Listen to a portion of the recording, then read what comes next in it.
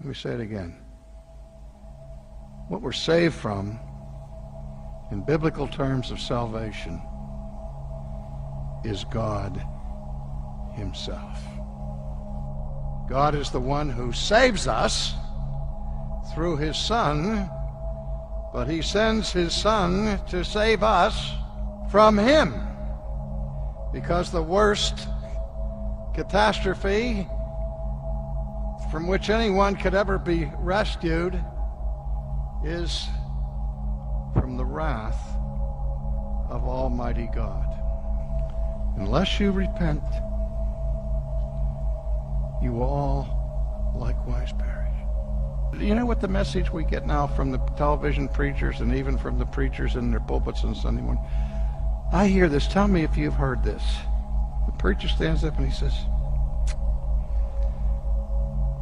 here's the gospel. Here's the good news. God loves you unconditionally.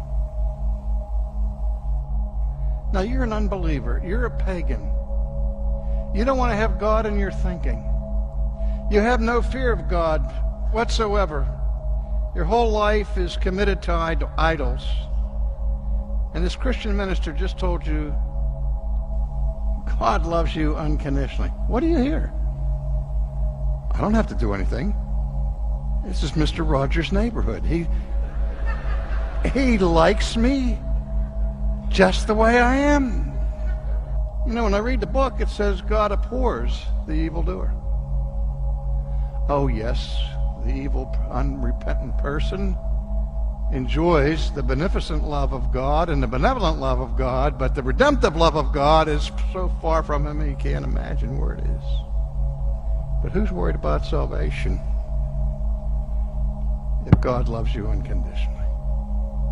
That's not just a lie. That's a monstrous lie. We have to understand that the greatest salvation we can ever experience is to be saved from God.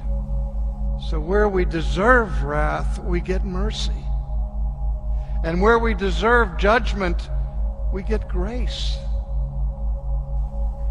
Because of Jesus, who rightly was called Jesus, for he will save his people from their sin.